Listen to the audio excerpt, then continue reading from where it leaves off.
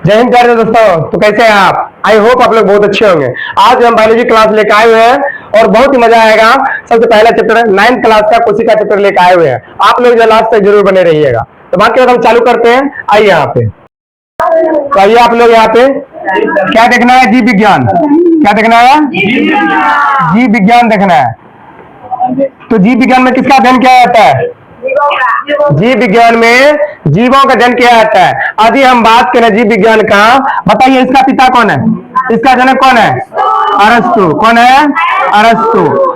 देखिए आप यदि इसके बारे में हम देखें, एक ट्रिक है आस-पास। क्या है?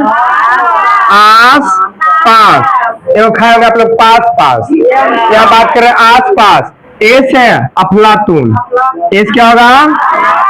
अफलातून। उसके बाद एस है, एस है सुकरात। एस है सुकरात। उसके बाद पी से प्लूटो।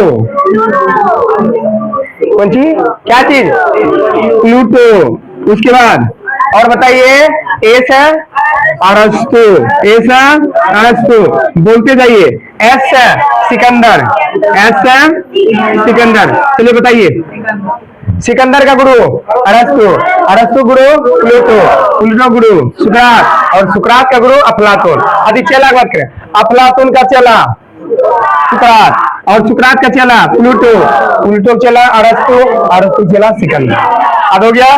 चलिए अभी हम बात करें जीव विज्ञान का जनक अरस्तु। लेकिन जीव विज्ञान शब्द किसने दिया है? अभी पूछा जाए जीव विज्ञान शब्द किसने दिया है तो बोलना है मार्क एवं कौन और ट्रिवीरेनस।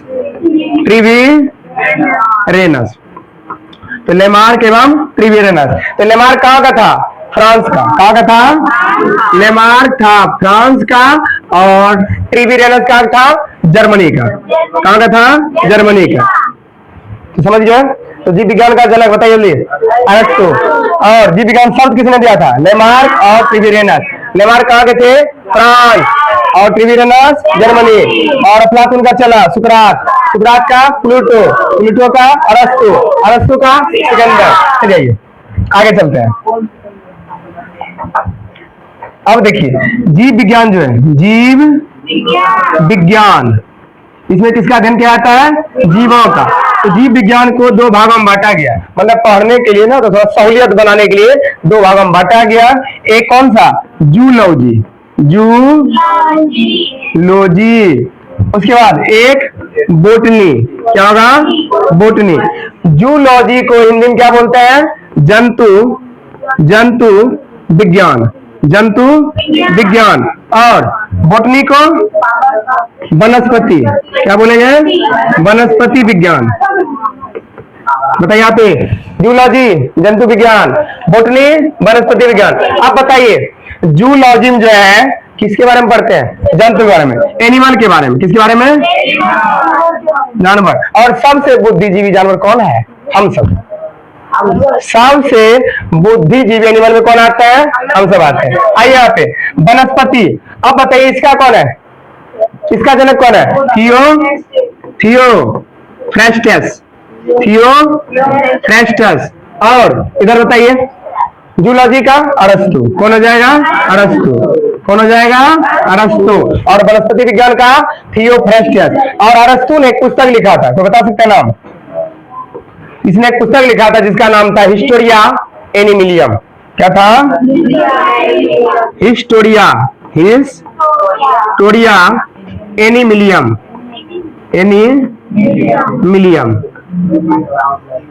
ठीक है। और थियोफ्रेस्टस ने जो किताब लिखा था उसका नाम क्या था? उसका नाम था हिस्टोरिया।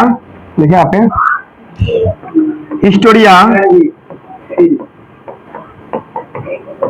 प्लांटेनम।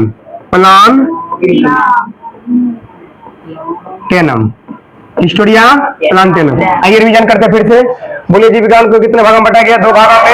एक जंतु विज्ञान, एक वनस्पति विज्ञान। जंतु विज्ञान का पिता कौन है? अरस्तु। और वनस्पति विज्ञान का थियोफ्रेस्टस। अब बताइए अरस्तु जो है कौन सा बुक लिखा है? कौन सा? हिस्टोरिया एनिमिलियम। और थियोफ्रेस्टस ने हिस्टोरिया प्लांटेनम। आगे चलते हैं। देखिए सबसे पहले चैप्टर पढ़ना है तो पढ़ना है सेल के बारे में। किसके बारे में पढ़ना है?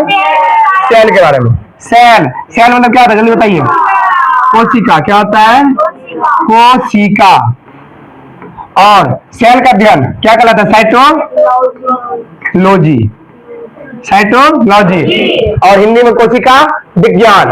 तो सेल का अध्ययन क्या कहलाता है, साइटोलॉजी। और हम लोगों का जो शरीर बना है, शरीर की संरचनात्मक, क्या चीज, शरीर की संरचनात्मक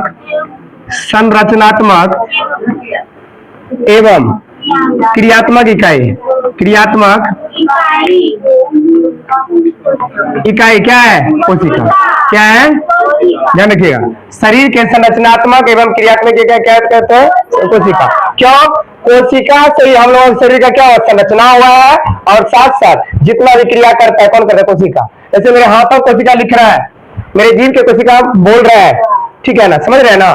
जिस तरह यदि हम बात करें रूम का, तो बताइए ईंट मिलता है, क्या बनता है, दीवार बनता है। क्या बनता है, दीवार। और जब दीवार मिलता है, क्या बनता है, एक रूम बनता है। क्या बनता है, ईंट बनेगा। यहाँ पे क्या बनेगा, रूम। और एक रूम मिलेगा, क्या बनेगा, एक घर बनेगा। क्या बनेगा, घर। ईंट मिलेगा तो दीवार, दीवार मिलेगा तो रूम, और रूम मिलेगा तो एक घर बनेगा। और उसी प्रकार हम लोग जो शरीर की कोशिका है, कोशिका जब मिलता है क्या बनता है, जब कोशिका मिलता है क्या बनता है, उत्तक। क्या बनता है, उत्तक। और जब उत्तक मिलता है तो क्या बनता है, अंग बनता है। क्या बनता है, अंग। और अंग मिलता है तो अंगतंत्र बनता है। क्या बनता है, अंगतंत्र। और जब अंगतंत्र मिलता है क्या बनता है, एक शरीर का निर्माण करते हैं। शरीर मतलब क्या, बॉडी, ठीक है ना, समझ गया। कोशिका मिलेगा तो उत्तक, उत्तक मिलेगा तो आंग, आंग मिलेगा तो अंगतंत्र, और अंगतंत्र मिलेगा तो शरीर। हाँ, तभी हम बात करें कोशिका का, देखिए आप ध्यान से देखना आप लोगों को। आइए, ठीक है, कोशिका क्या है, यह कोशिका। और कोशिका के ऊपर क्या रहता है, कोशिका झिल्ली। कोशिका के ऊपर क्या रहता है, कोशिका झिल्ली। तो कोशिका झिल्ली, इंग्लिश में क्या बोलेंगे इसको, cell membrane. Cell membrane, Hindi में कोशिका झिल्ली। इसका काम क्या है, इसका काम है कि मतलब रक्षा करना, ऊपर से क्या करना, सुरक्षा प्रदान करना। अब देखिए ये किसका बना होता है, प्रोटीन और लिपिड का। प्रोटीन और लिपिड का बना होता है। लिपिड किसको बोलते हैं, वसा को। किसको बोलते हैं, वसा को।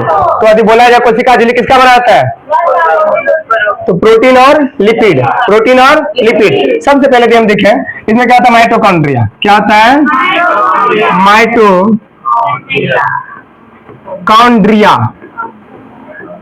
माइटोकॉन्ड्रिया होता है। और यदि बात करें माइटोकॉन्ड्रिया, इसके अंदर क्या, दोहरी झिल्ली। क्या पाया जाता है, दोहरी झिल्ली होता है, जिसे हम क्या कहते हैं, क्रिस्टी। यदि पूछा जाए कि माइटोकॉन्ड्रिया के आंतरिक संरचना क्या कहलाता है, क्रिस्टी। क्या कहलाता है, क्रिस्टी। और इसके अंदर एक साइकिल चलता है, कौन सा, क्रेब्स साइकिल। Krebs cycle. अब क्रेब्स साइकिल नाम क्या है, कहा कि क्रेब्स नामक वैज्ञानिक ने इसका क्या किया था, खोज किया।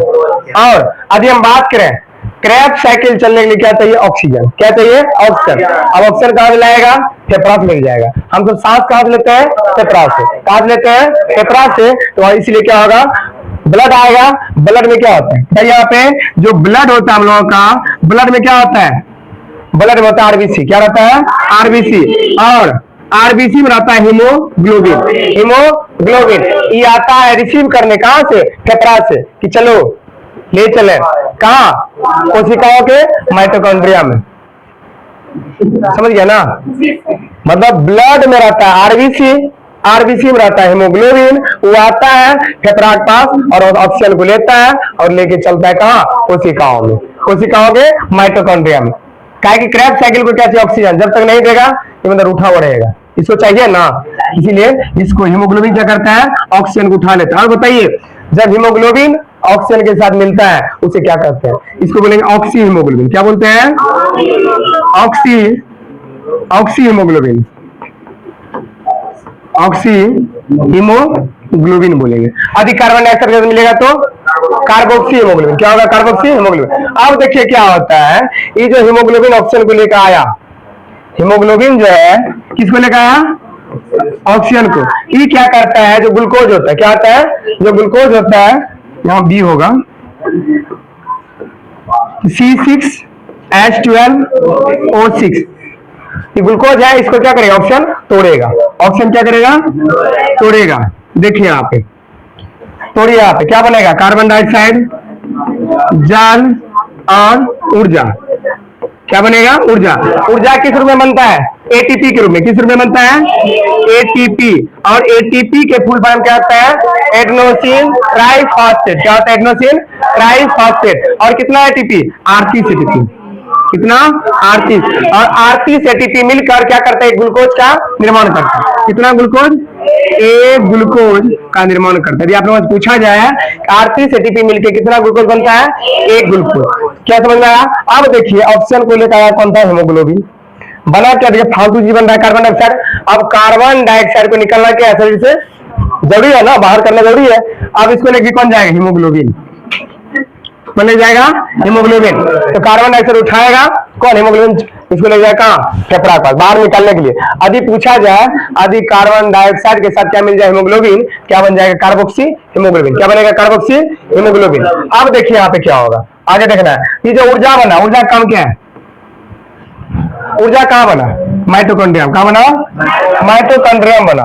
माइटो, इसीलिए याद रखिएगा आप सब कि पावर हाउस किसको बोलते हैं? Power house. कोशिका का पावर हाउस कौन है? माइटोकॉन्ड्रिया।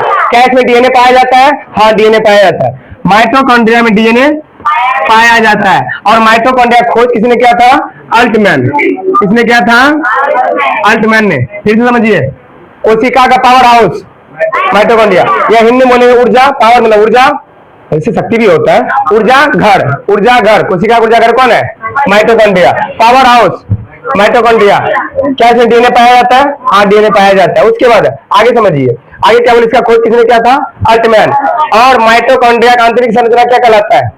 क्रिस्टी। क्या कहलाता है? क्रिस्टी कहलाता है। क्या कहलाता है? क्रिस्टी। देखिए आगे चलते हैं।